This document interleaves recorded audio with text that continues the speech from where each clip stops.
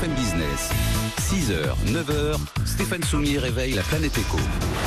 Good Morning Business. Didier Nedelec est donc avec nous, hein, le directeur général de ODA Group, offre et demande agricole. On ne peut pas mieux résumer ce que vous faites, hein, Didier Nedelec. Je le disais, je ne pensais pas pouvoir faire rentrer un jour une machine agricole dans ce studio. Et maintenant, une machine agricole, elle doit peser combien? Allez, 500 grammes grand maximum, 1 mètre d'envergure, c'est un drone. Un drone qui permet, donc je le dis très rapidement là, hein, Erinov qui nous a apporté ça, l'avenir de vos terres et dans le ciel, qui permet de mesurer très précisément l'état exact des sols que travaillent les agriculteurs. Ça permet quoi, ça, Didier Nedelec? Ça permet d'adapter toutes les doses d'engrais, les doses de produits phytosanitaires au plus juste des besoins de la plante, et donc d'optimiser bien évidemment sa qualité, mais à contrario de ça, également d'optimiser le juste dose nécessaire, et donc de ne pas avoir de rejets ou de choses équivalentes dans la nature. C'est la bataille de la qualité ou c'est la bataille du prix qui est en ce moment la une à l'ouverture du Salon de l'Agriculture? Produire plus et produire mieux, c'est la même bataille. C'est-à-dire que aujourd'hui, quand vous travaillez au plus juste de tous vos éléments, bien évidemment, vous allez optimiser votre qualité au prix le plus juste, et donc au mieux, sans rejet, sans abandon. Ça, c'est un grand lieu commun quand on est dans le domaine agricole.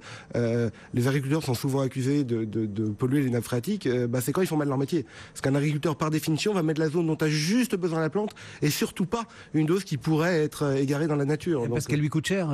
Oui, c'est du pratico-pratique économique. C'est ça aujourd'hui qui lui coûte une fortune. Hein. Et cette année, plus que les autres années, je vous rappelle qu'on s'est vu il y a quelques mois après une récolte qui a été historique en France, et plus que d'habitude, il faut qu'on calcule nos coûts au plus juste pour préparer la prochaine récolte. La pire de l'après-guerre, hein, la récolte. La pire de l'après-guerre, quand on s'est vu très tôt dans la campagne et que je voulais parler, je disais la pire de l'après-guerre. Maintenant, je demande quelle guerre, parce que je suis remonté jusqu'à 1860 et je retrouve pas d'année comparable. Donc ça s'est jamais produit. Bon Dieu.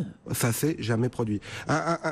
Une récolte, une mauvaise récolte en France, je vous l'avais évoqué, c'est moins 5, moins 6, moins 7%. Aujourd'hui, dans ce grand quart nord-est français, on parle de moins 40, moins 60% en blé. Alors, avec le recul, maintenant on a 6 mois de recul, on se rend compte que l'immense zone qui a été la plus touchée et sans alternative, c'est plutôt le centre de la France.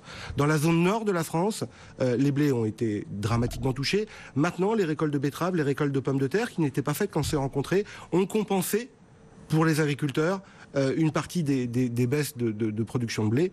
Donc ces agriculteurs ont eu des possibilités de passer l'année correctement. Par contre, le centre de la France, c'est dramatique. La question maintenant, donc on a vu ce drone, on a raconté, et vous nous avez raconté, Didier Nedelec, que aujourd'hui vous avez des écrans de trading dans les tracteurs. Quand je le dis comme ça, je le dis vraiment, vous avez des écrans de trading dans les tracteurs. C'est-à-dire que ce sont des marchés mondiaux qui évoluent à une vitesse folle. Ce sont des parts de marché qu'on a perdues avec cette récolte, Didier Nedelec. Est-ce qu'on va pouvoir les récupérer? Alors moi je suis pas inquiet sur ce dossier-là. Pourquoi? Parce que la demande mondiale est très soutenue. On est abreuvé en permanence de grands concepts comme quoi on produit trop, alors que en réalité aujourd'hui, quand on étudie avec le recul la demande au niveau international, juste en quelques chiffres rapides, à peu près 650 millions de tonnes de produits alimentaires sont échangés dans le monde.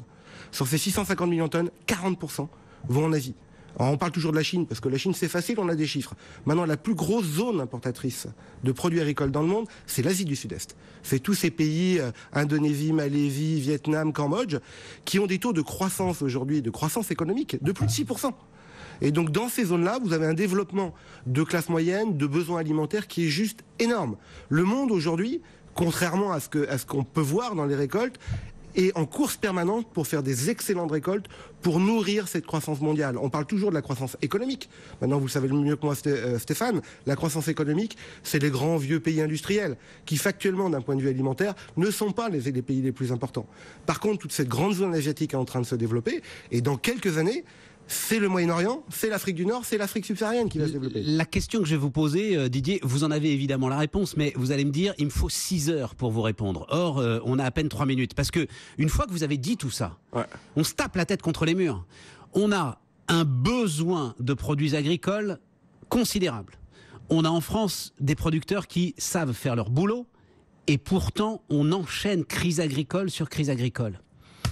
Et là, on comprend pas. On comprend pas dans l'équation où est-ce que y a quelque chose qui bug et qui fait que ce que produisent nos gars ici sur notre territoire ne suffit pas à les faire vivre, Didier Nedelec. Alors, le point de base, déjà, c'est que l'agriculture, c'est un domaine qui n'est pas du ressort de l'économie normale. Et ça, nos hommes politiques, nos économistes... C'est impossible que ce soit du ressort de l'économie normale. Je vous l'ai expliqué, je crois déjà à plusieurs reprises. Un produit agricole, si vous produisez 2% de trop d'un produit agricole non stockable, le prix va bouger de 40%.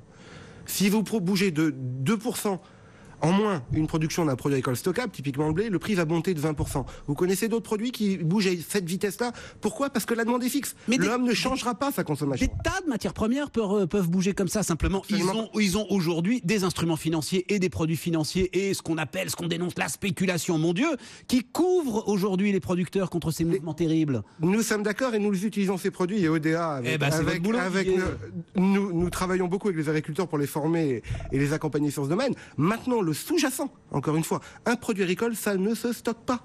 Si vous l'avez produit, vous devez le consommer ou le détruire. Ouais, et vous savez comme moi que le coût d'une destruction, c'est pas zéro, c'est négatif.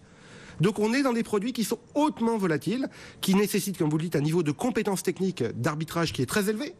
Et le niveau de compétence des agriculteurs sur les marchés agricoles doit être à des niveaux qui, enfin, je vais pas dire de traders, mais pratiquement. Mais bien sûr. Alors, il faut aussi se comprendre, c'est une profession à qui on a expliqué pendant 40 ans, ne t'en occupe pas. L'Europe s'en occupe pour toi. Donc on a des agriculteurs aujourd'hui qui ont 50 ans, qui sont des grands experts de la production. Et on l'évoquait tout à l'heure, le drone que vous venez de montrer. Moi, je suis sidéré par l'agriculture, qui a une image un peu conservatrice. Dans le même temps, on l'évoquait ensemble, à part l'armée, qui utilise des drones aujourd'hui? Eh bien, l'agriculture. Il n'y a pas un autre secteur que... Non mais revenez là, parce que on est au bout et c'est passionnant. On est avec des agriculteurs qui ont 50 ans, à qui on a dit ne t'en occupe pas, l'Europe s'en occupe pour toi, et qui là, boum, prennent en pleine face l'arrivée des marchés mondiaux et l'idée qu'ils doivent aller se battre sur ces marchés mondiaux. Et qui doivent acquérir une nouvelle compétence, et qui doivent comprendre, et qui doivent remettre en cause leur système de production, et qui doivent également dans la filière, les gens qui s'occupent d'eux, les coopératives agricoles, les grandes sociétés de transformation agroalimentaire que vous connaissez, ont le même problème.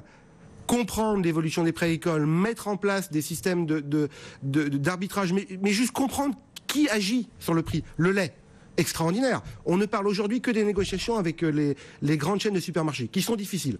Il n'y a pas de débat. C'est 20% du lait français.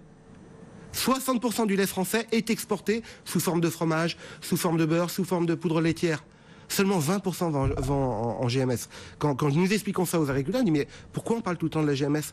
Bah oui, c'est un élément important. Maintenant, le grand élément, c'est l'exportation, c'est la confrontation sur les marchés mondiaux. Didier Nedelec, offre et demande agricole ce matin sur BFM Business.